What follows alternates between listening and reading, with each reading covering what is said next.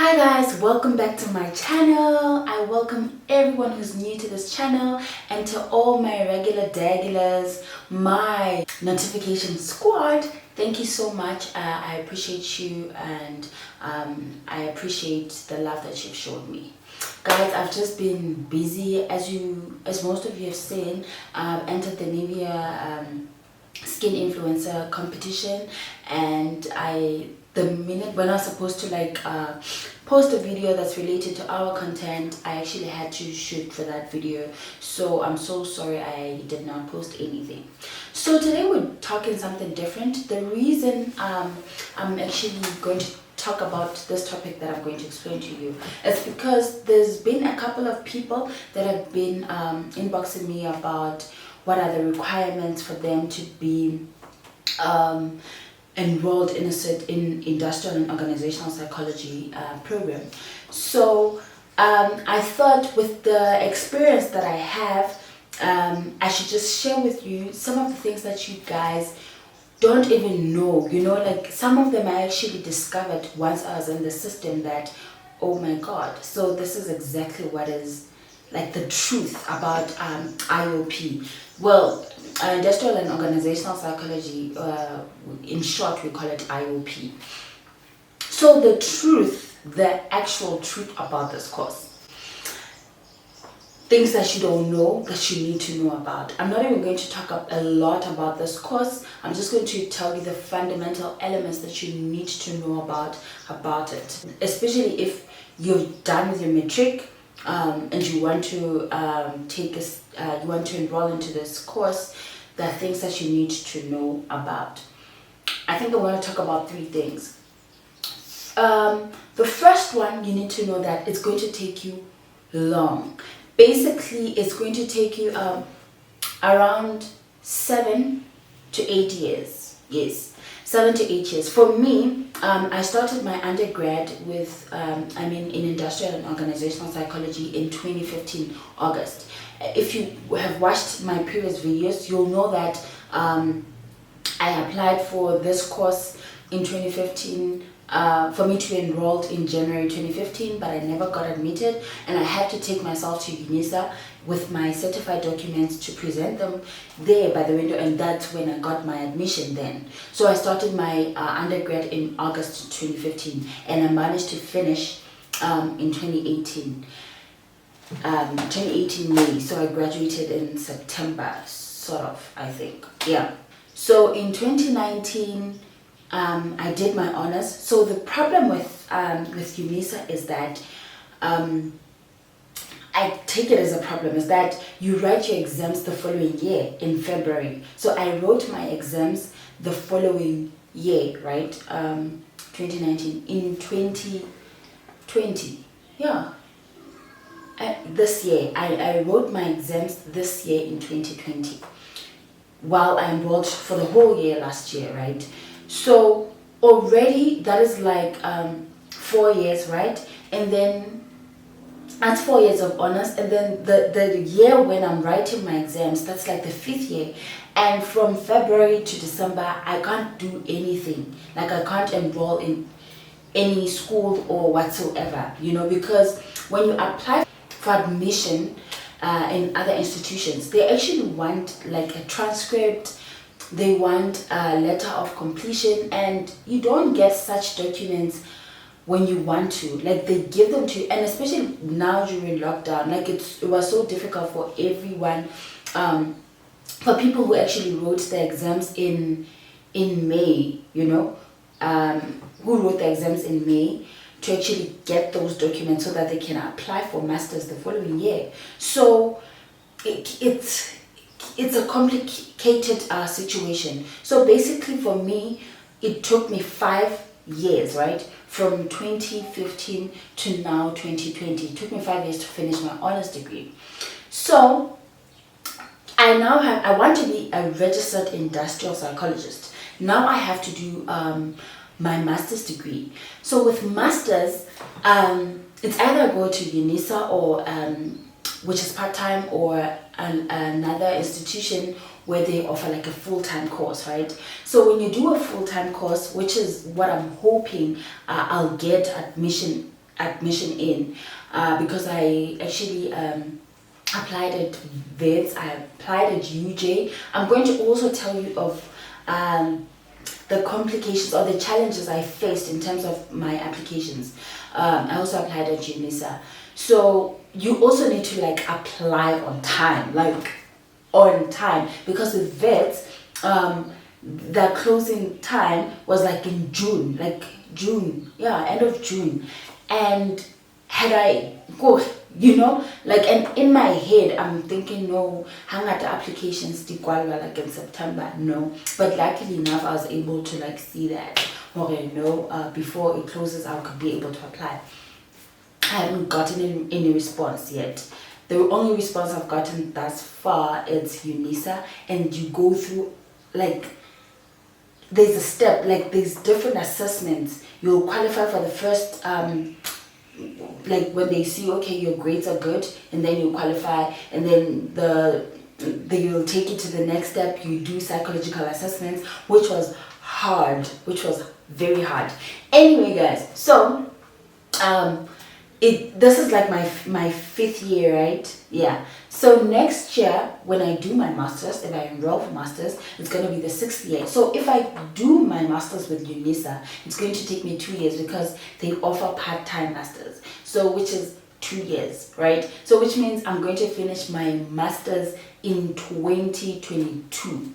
If I do enroll with UNISA, and that's going to take me how long? 7 years. But if I do it with VETS or any other school like UJ that offers like a full-time course in this, it's going to take me like 6 years, right? to finish my master's. So another thing that you need to know is that for you to be an IOP, a professional psychologist or industrial and organizational psychologist, you need to go through internship. Like, you first need to register as a student psychologist, right? With HPCSA. HPCSA is Health Professions Council of South Africa. That's if you want to be an industrial psychologist in SA, So you need to register with them. That is some of the information that I never knew of.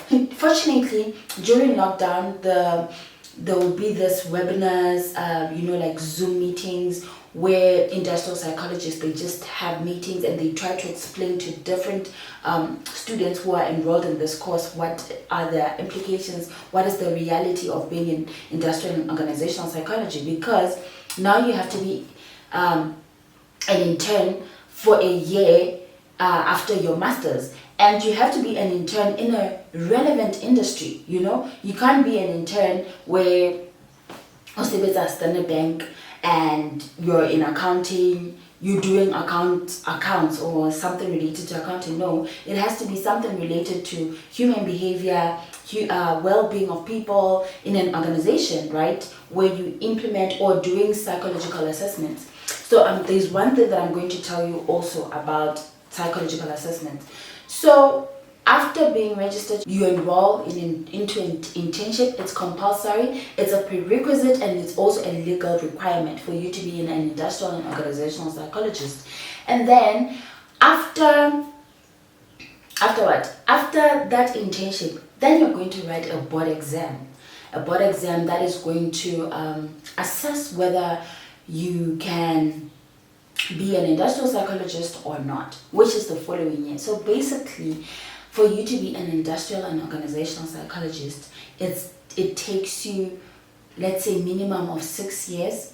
If you're not like me, if you started your undergrad from institutions like VETS, that means it will be 3 years undergrad, honors degree, master's full-time, and then internship, right? And then the board exam. So it's 7 years. So for me, it's gonna take me like 8 years.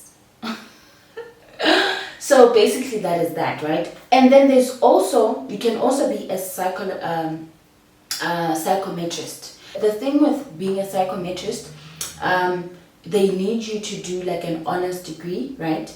And then you also have to take internship, which can be of 6 months full-time or 12 months part-time. And then you you also register, right, as a student psychometrist, and then you're going to write a board exam for you to be a qualified psychometrist. But at the same time, it kind of like limits you. So like, yes, you're able to interpret, but the power that it comes with, it's not the same as when you're like an industrial and organizational psychologist. Like the responsibilities are more when you're an industrial and organizational psychologist. So that's when I was like, you know what, I know I really want to have a company that deals with psychological assessments, but I really want to do something that's not even going to limit me in the near future. I just need to be done with school and get the right qualifications, get the right thingies and stuff. Another thing that you need to know is that you need to register with this professional with different professions. The only profession group or board that I know is SIOPSA.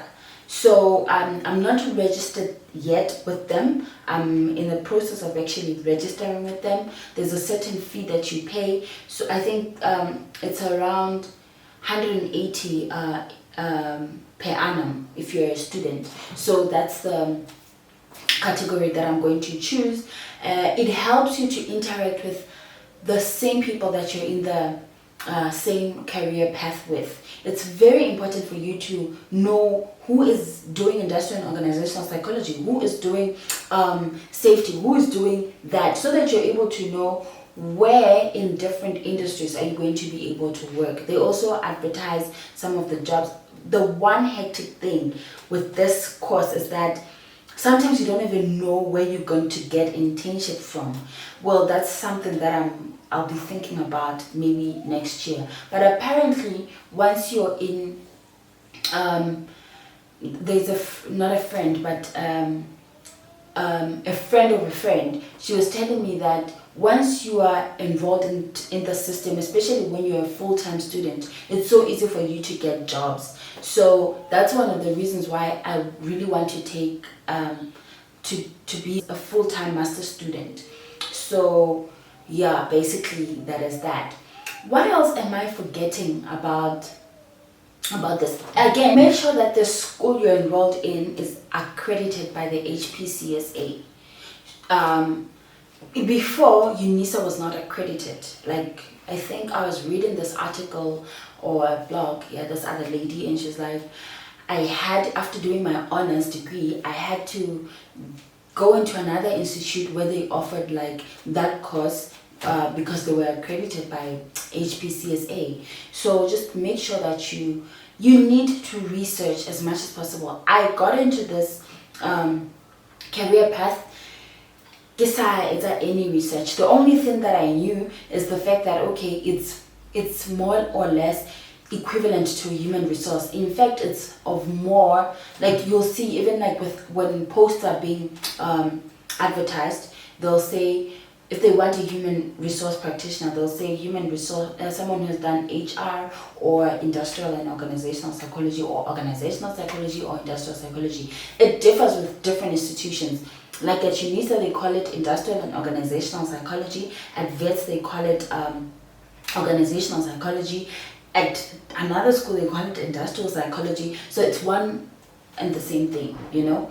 So basically, yeah, I think that is something that I wanted to tell you guys. If you're interested in this course, and it's the one last thing is that I wanted to tell you that you need to know before you enroll into this. You need to have empathy in you. You need to love people. You need to be a people's person because you deal with people. You deal with people's issues. You need to understand why is this person behaving in a certain way. And also you'll be, maybe let's say you're a consultant, a certain organization, they're having a problem with their employees being less productive. So you're there to advise on how they should treat their employees. And also there'll be times when you actually do a survey to actually listen to what employees have a problem with, and you have to have a smart way of addressing like people. If you know what I'm talking about, you need to be very passionate about people. You need to be very interactive, because the minute, especially if you're an extrovert, it can do so well for you, because extroverts, they're able to speak, they're able to talk. Sometimes, like when you're an introvert, obviously you're like kind of like shy.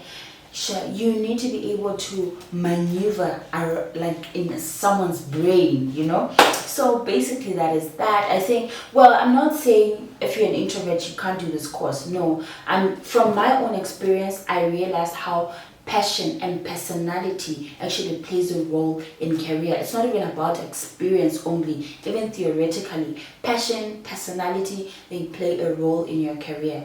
If you're not person Wabatu, you can't be a receptionist, because you're gonna hate your job. You're just going to hate your job. Someone was asking me also, how much percentage do I need for me to enroll for honors and for masters? For me, with UNISA, you need to have like 60% average at honors degree, but now at master's degree, they want you to have 65% average. Also at vets, they want 65% average for you. Well, that is the minimum requirement. Sometimes there might be competition, and then you find yourself you're at 65, at that benchmark. Other people who have actually applied, they have like 70 something. I was so unfortunate in the sense that my average for my honors degree, it was 74.4%. So I was left with 0.1% for me to have like a cum laude, to be a cum laude student. I had a cum laude in my undergrad, and then for my honors degree, yeah. And that was simply because of not paying attention to detail, because I knew there was one course that I felt like, no, they didn't give me like my marks here, And then when I calculated my average, it gave me like 75 point something. I was like, okay, then I don't have to go back. Until the system, UNISA, well, when I'm entering like my module, it's giving me like percentage of another module that I had passed. Look, guys, it was chaos, but it's fine. I mean, it's okay. So yeah, guys, I'll let you know how it goes, whether I get admitted or not. Let's work this journey together. We need to have like superb careers. I feel like I don't want you guys to fall in a trap that, like going into a course, you need to understand exactly what is it about. I think that's the most important thing. So this platform, that's where, with my experience, I'll tell you.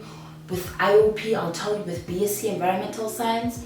And then if there are people that want to share their experiences, whether they're lawyers, accountants, what exactly is the reality, especially in the workspace.